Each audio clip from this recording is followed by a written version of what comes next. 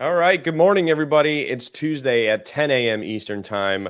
So, your favorite hosts, Tim and Tim, are back in the Makin Moves Real Estate Community Facebook group. Tim, how the hell are you doing today, man? Not too bad. Closing on a property day on the seller side. Ooh. Oh, on the So, seller side, yeah, steak dinners tonight, baby. I don't know, man. This one's Thin. gonna be all right. Oh, It's thin. I am not involved in this transaction, just so anybody that's out there listening knows. So, no win for me. That's just a win for Vest on this one. Yeah. Hey, this is good. This will lead in well to what we're talking about. I'm more excited about getting these Out of it. buyers out Yeah. these buyers out of my life. Yeah. All right. So this is something that comes up all the time, and we wanted to talk about it because I don't feel like there's enough transparency about what life looks like after closing. Shit happens. Excuse my All the French. time. I'm not sorry. But there always seems to be something. I mean, not every single deal, but I mean, out of the, I don't know, 15 or 16 deals or so, I mean, combined between the two of us, there's a handful of deals that just won't go away. And it's just, they just won't go down easy. And you hear people talk about it all the time, like, oh, the headache property. Well, let me tell you what that looks like. Actually, let Tim Vest, why don't you tell us what that looks like? Why don't you start it off here with some legal problems that you're going through on these deals? So the headache property, and guys, this is just level setting. This is just being honest with you, but Dude, because this this is full transparency right here. it does not matter how good you are or what rules you follow or how long you've been doing this. You're going to run into this. You will run into this. I know guys doing this for 20 years, highly successful. They still come across the same problems, right? Because at the end of the day, you're dealing with people. This requires people, and some people are just, to use Tim's phrase, some people are just shitty, right? Mm, Like, um, shitty. shitty. So at the end of the day, guys. So let's start with here's one. So yeah, had a general contractor who just from what I can tell, guys, just kind of like went off the rails. Um, Came highly recommended. Uh, Strong background, everything was good until, for some reason, all of a sudden it wasn't. We were paying, we were up to date, and this guy just kept missing deadlines and kept missing deadlines and kept missing deadlines. And then when we finally went in and started pressing him on it, he just flipped out. Just decided to, pull his subs one day. We have tenants moving in the next day, and he pulled his subs, walked off the project. And you know the some people would throw their hands up in the air, and this is where it goes into like, so you think you want to own real estate. So guess what that looked like, right? That looked like me showing up on the property, working with the subs that were still there to get them to incentivize them to help me finish this project out. And then I stayed on the property for probably a good 36 hours straight, um, helping out, finishing up, cleaning, scrubbing. My wife came down, helped out, cleaned, scrubbed. And then the bad news is we had another property this guy was working on as well. And guess what? He walked off of that one as well. So, uh, that's been a headache. And now we're in a legal situation on that one. At the end of the day, we're going to come out fine. But guys, it's been a headache. It's been a time suck, right? Like Mm. all these other things I want to go do, I got to put them on hold because I'm focusing on that. I gotta finish that out. I gotta close it out. And I'm paying for legal bills out of my own pocket, and that's never fun, ever. Because unless I win and I receive a judgment and he actually pays, I'm not getting that money back, Yeah, the, right? the biggest piece there is if he pays against the judgment. Because that's one of the things you'll hear, right, when you go down this route is like, but you'll win. You're going to win. Well, that's okay. Can he pay and will he pay? Right? That's always a big part of it, because just because you win doesn't mean you're going to see a nickel from it. Tim, how long has this whole legal situation been going on that you've been dealing with? Oh, since It started in August, so we're 5 months in now, and um, we're just filing paperwork, and every piece of paper has a 30-day timeline on it. So every time something gets filed, 30 days, 30 days, 30 days. Guys, this will be years. This will not wrap up in the next week. This will be years. Yep. So That's go exactly ahead. what I wanted you to say, because I was just like, I don't think people fully understand the scope of what going down the legal route looks like. You're just like, Right. oh, let's just hire an attorney. We'll sue them. Big deal. We'll get our money soon.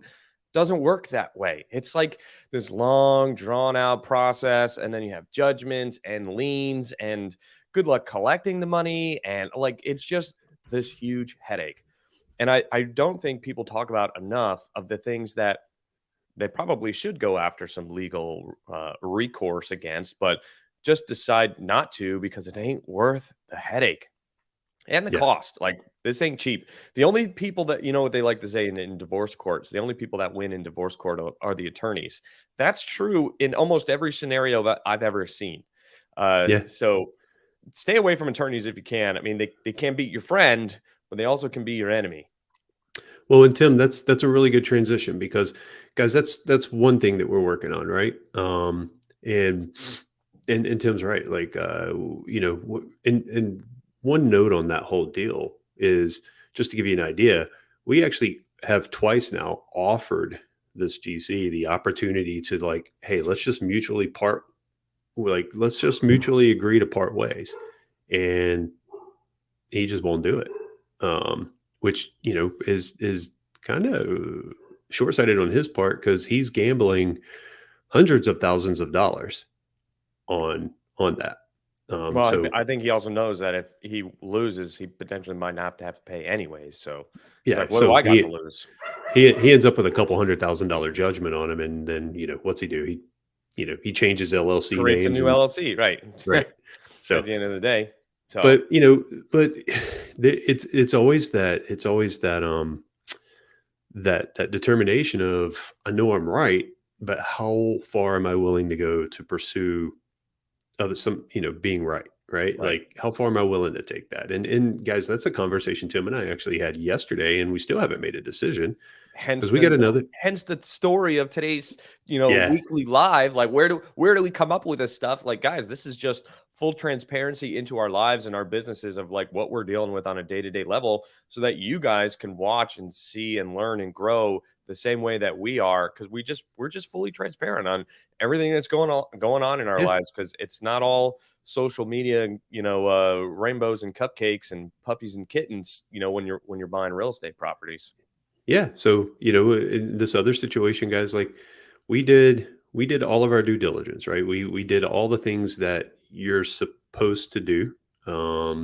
We asked for the documentation. We received certain documentation. There were just certain things that weren't documented that you probably aren't going to find out until you actually take over operations of the property.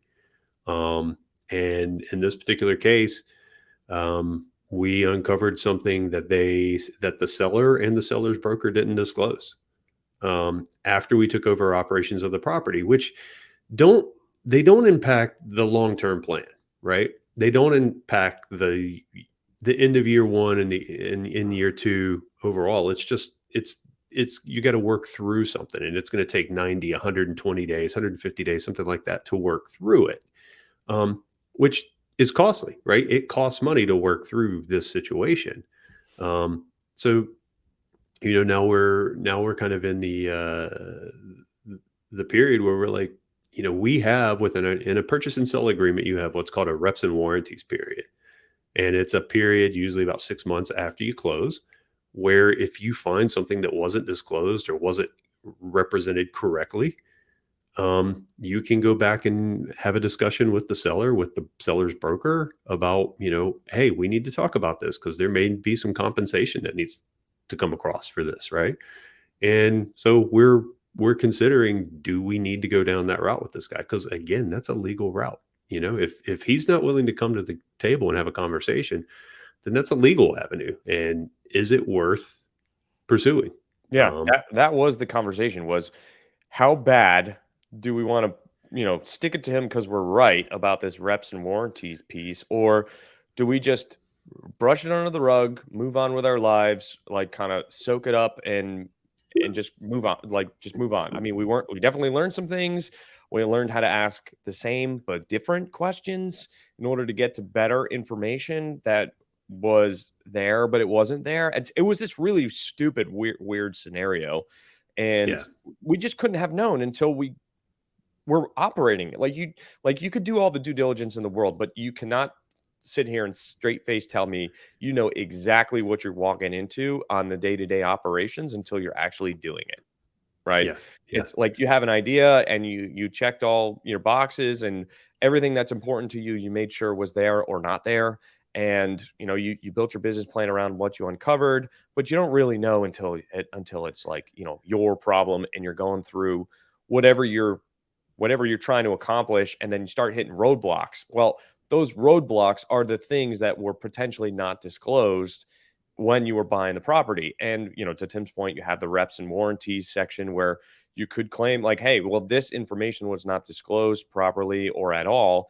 And if we had known this, this would have potentially changed our mind if we were going to buy this property or not. So it's like we're looking at the numbers and we're like, okay, well, how much of a financial impact has this made? And how much more of a financial impact will it make by hiring all these attorneys? And I also said, Tim, how much stress do you want to put on your shoulders to go after this stuff and stick it to the guy because we know we're right? Yeah. And guys, like those are things you have to take into consideration. And that's just a piece of it, right? That's dealing with crappy GCs, that's dealing with sellers who honestly, guys, it's in my opinion, I'll just say this. In my opinion, this is a seller who doesn't have a long-term view. It's a small world. This is a very, very small world, right? And I know plenty of guys who will look at this guy now after understanding what's going on here, and they'll go, "I don't want to work with you. I mean, we've I don't." already ran across him once before on another deal Yeah. So just within 5 months. yeah, I'll give you a 2-second look into how that works. So keep this in mind, guys, because this happens. He showed up on a property that I'm looking to buy it. He wanted to buy it as well, and it came out that this was the guy, and I just kind of said, buyer seller beware. I didn't go into too much. I let somebody else do that who knows him as well, and his reputation preceded him. Let's just put it that way. So, Mm. um, And that's not the first time we came across somebody that their reputation preceded them. It's like you buy something from them, and then you're just like, oh, you start saying a name, and it's like, oh, oh, oh, wow. yeah, All yeah, of these people seem to know these same people. And wow, they all seem to say the same thing. And it's really right, powerful. And I hope it puts into perspective for some of the newer guys or even more experienced guys out there, like, making sure you save face and you do what's right first. yeah, And you make it right. Because if you don't, if you are, I don't want to say negligent, but if you are deliberate in being an asshole, it'll go around and then nobody's going to want to do business with you. I mean, there's a guy that owns a ton of stuff in Charlotte that everyone knows not to buy anything from this guy in Charlotte. He doesn't live there. I think he lives in New York or something like that. right, But it's like everyone knows that name. And it's like, oh, if that's the seller, you don't want to touch it. yeah, yeah. And it's funny that you say that because we bought something in Charlotte last year, right? And I've had some follow up conversations with other people who own around the area, and they happen to know the seller, and they're like, man, same thing. I walked into the same thing. I bought something and those same You issues know, were on the the property. funniest thing was the property manager was like, "Oh, I have plenty of experience taking over properties from this person. I know exactly what we're walking into." It's like, Yeah, wow. yeah. They're like, you're gonna have this and this, and I'm like, yes, that exactly happened. Yeah. But guys, these are just things you got to work through. I want to chat about this real quick. Like, what would you do differently in the future? Is there anything that can be done? Um, I'll address the second question first. Yeah, I mean, there's something that can be done. I'm fully within my right. Tim and I are fully within our right to go after this guy under the reps and warranties. If you're talking about that one, so we can go after him for that. Question is, do we want to? Because like Tim said, that's going to incur legal fees, all that other stuff. And our time may be better spent focusing on carrying out our business plan. Mm-hmm. There's money to be made there, right? And we have investors that we need to deliver for. So maybe that's where we need to focus our efforts, guys. So you gotta kind of make that call. Like, what's it worth? Like Tim said, well, how much time and energy do we want to devote to that, right? Because again, just because you win doesn't mean you're going to see a dime, right? So That's you got right. to keep that in mind too. And then what would we do differently in the future? Yeah, Tim and I always have, follow up conversations of like, what could we have done? What did we miss? And in this particular case, I think it's mostly like, hey, here's a couple of questions that we've never come across before, never would have asked before because these situations have never arisen. And hey, here's a question I am going to start asking in the future on every single property we buy. Does Mm-hmm. your property have these types of tenants on it? And is it impacted by this program? And we'll probably make it even broader. Is there anything on your property that conveys that will impact operations for me, impact my timelines, my ability to do certain things in the property? Mm-hmm. So that's probably what I would say we could do differently. Um, and then I what are we agree. And gonna? then the only thing I want to add to that was part of the problem was we got some of this information very late in the game, and we were under duress to close this deal that same week. And I think what we learned was no matter the closing pressure or timeline or whatever, you still need to ask those questions. And ultimately, the seller was the one that was dragging his feet, not purposely not answering those questions. We Yeah, understand now why. And we have to be willing to say, we're not closing on this deal until these things are taken care of and we have an understanding around them. Because I think for us, we were more afraid of losing all of the hard money that we had into the deal, not closing on the contract close period. But the argument is there that the seller did not provide the documentation in a due manner, or or like in a timely manner or whatever, to give us adequate time in order to do what we had to do. So I think it's even more prevalent now of just saying, no, I'm not doing this until you answer these things on my timeline, because when I buy this property, it's not my problem and it's not your problem. So I need to yeah, feel comfortable buying this place, not you. yeah. And guys, keep in mind, like you have to weigh that, right? Like because it doesn't. This doesn't ultimately change the long term plan and the long term vision on this property. In fact, I think we received a little bit of like validation of our long term vision for the area where this sits yesterday. We just found out brand new 240 plus unit class A property is literally going up right across the street. I mean, right across the street. And that's going to break ground here in the next couple of months.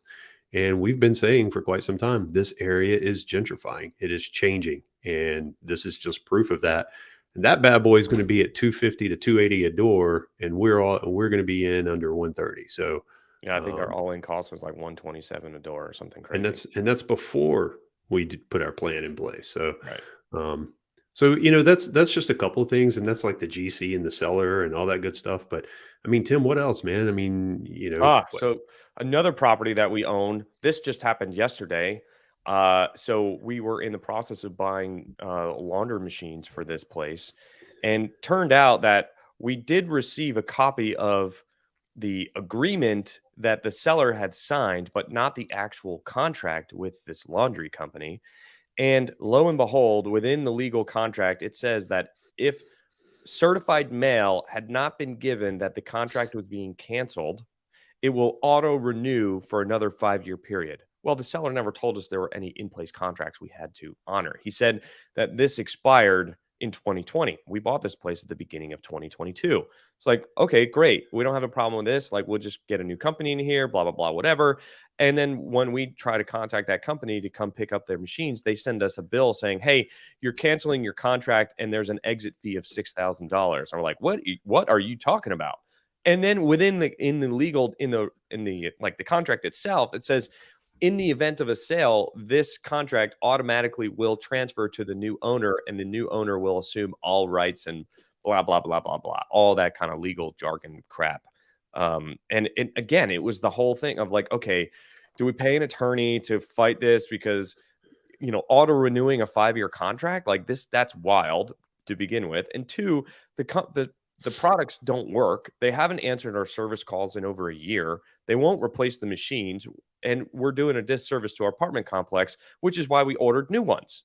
And now we're finding us in the same exact conundrum of what are we going to do? And do we get them to bring out new machines, or like what do we do here? It's almost impossible to say what we should and shouldn't do, and it's all a balancing act between stress and cost. Yeah. Yeah. And guys, those are just things. And somebody called out that like even the best, yeah, Doug, the best due diligence process sometimes won't catch this stuff, right? Like if the Right. documentation doesn't exist and you haven't experienced that particular situation before, right? You don't know. Right. So, Yeah, I mean, the you know, seller said it expired in 2020. I have no contract to give you. Okay. yeah, yeah, But now we're far past the reps and warranties section because it's over a year, right? But like, do you really go after the seller and say, "Hey, you didn't disclose that this was in place, and now we have to pay a $6,000 fine"? Like it seems petty at that, yeah, at best, as right. well.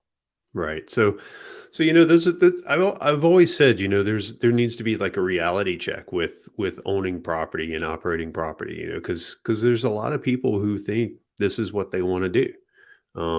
And you get into it for a little while and then you realize, and this isn't what I want to do. This is a headache, even with the best third party property management team on it. Like there's things that come with it that are going to take time. They're going to take energy and they're stressful. And Um, everyone's human. Like you could be looking at a document and reading it, but not fully comprehending it. But you said you read it and you get it, right? But like there could be one line in there that you either brazed over or like didn't fully understand or whatever. Like mistakes happen. We're all human. And at the end of the day, all of this is a solvable problem. It's just a headache, right? And yeah. ultimately that's why we get so many people that invest as limited partners with us because they don't want to deal with that headache. And Right. trust me, I get it. Like my ultimate goal, I don't want to operate deals forever. I want to be the guy that's writing the check. That's the passive investor that doesn't have to deal with these problems, that gets the benefit of what we do, right? Just let somebody else do the work. Um, so here's a good question. So at the end of the day, do you ask for concessions during due diligence? Um, so yeah, I mean, during due diligence, if you catch it there, yeah, absolutely. Or you talk through it. But these specific situations have, they've surfaced after, like even after closing. Because After there's closing. Yeah. Yeah, because there's certain things you're just not going to see. You don't get 100% true picture of the asset until you own it. Yeah. And I there's mean, one things that one situation we're talking about somebody that we believe deliberately defrauded us. But the other situation with the laundry machines is a low dollar issue, like headache that we have to deal through. But like right. we didn't know when we were doing due diligence over a year ago, because he said that there was no contract. Okay. Yeah, and yeah, and I'm glad. By the way, I'm glad that in your experience, the headaches are the low dollars issues, and I'm glad. I hope that continues to be the case because there's times that some of the headaches, like GCs walking off projects, can cost you hundreds of thousands of dollars, hundreds, Yeah. um, and because picking up that project, coming having another general contractor come on and pick up a project from where a GC left off, that's difficult. There's a lot of GCs that won't do that because there's a risk assumption that they have to take on. They have to come on and take on the risk of the work somebody else did. And there's a lot of guys that won't do that. So you could be paying for that. You could be, I don't know, you could be unwinding work that a guy did that you've already paid for. Hmm. Um, Yep, so ripping up that LVP flooring that was already glued down because the subfloor wasn't done correctly. Now you got to redo that $4,000 floor plus the subfloor, and you already paid, so you're paying for it twice. Now you're $10,000 into flooring because of yeah, that contractor that should have cost you four. one of one of my favorite ones, and here's one that we've dealt with. One of my favorite ones is when you take over a property. And sometimes you walk into these properties and you know when you walk on that the management that's on it stinks. They're not good. They're probably neglecting something. They're probably neglecting tenants, right? So tenants get mad and they'll do things. And tenants that know how to work the system, they'll do things like call into the city and file Right. complaints. And sometimes you don't find out about that until after the sale. And you're stuck dealing with a tenant that's really pissed off at the last guy, and then you're dealing with the city at the same time. And that's, that's another headache, man. Yeah, and that's a low dollar headache, 100%. But by God, it takes time. Because here's one thing: when the city comes out, the city's going to notice other things, um, Yeah. like little piddly things, like the mailboxes. The doors on the mailboxes aren't all functioning properly, and you're going to get cited for that. Or they're going to notice the trash cans. The tenants leave the trash cans at the street the day after trash pickup. You're going to get cited for that. So all these things that typically just go unnoticed, when the city comes out and they're paying attention, they'll see that. And those are just things you got to work through. And I agree, they're low dollar headaches, but they're headaches nonetheless. Hmm.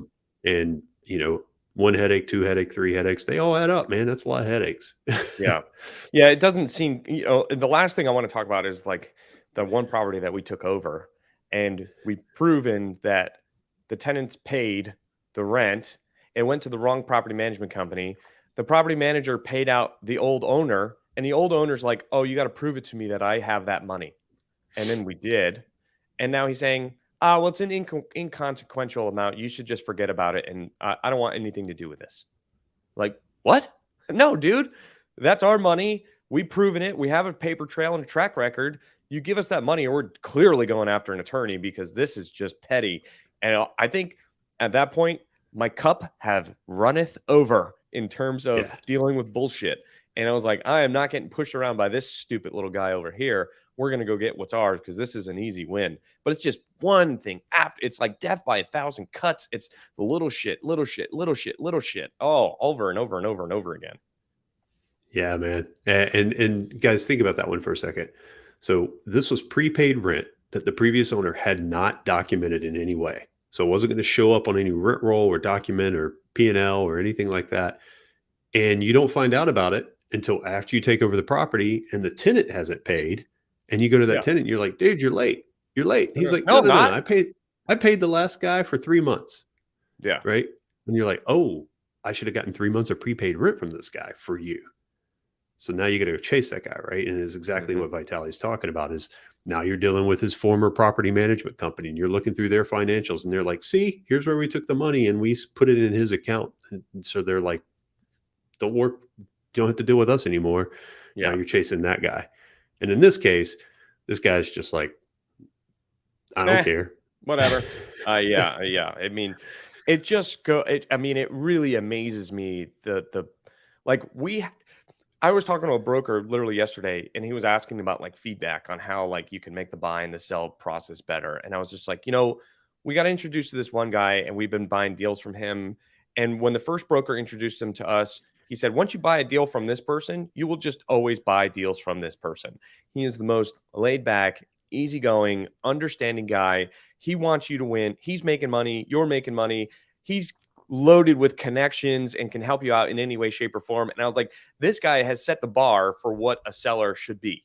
And then you start dealing with all these fucking lowlifes that own real estate. Surprisingly, I don't know how they come across it, but it's like, it's not a zero sum game. It's a like, hey, let's work together. There's enough wealth and abundance to go around where we can all benefit from it. Instead, you're trying to chop me away at the knees. You're stepping over pennies or stepping over dollars to make pennies, or whatever that saying is, right? And it's just like, Yeah. when you have that compare and contrast between a great seller and a terrible seller, it just makes you realize how much you don't want to deal with those people over and over and over and over again. And guess what, guys? To Tim's point, guess how easy those transactions are? Because Oh, here's so the thing. easy. Here's the thing. This guy that he's talking about, like when we get a deal under contract with him, dude, it's all hands on deck. How do we get this closed as efficiently, as quickly as possible? Because we want to do him right. He's doing us right. We want to do him right.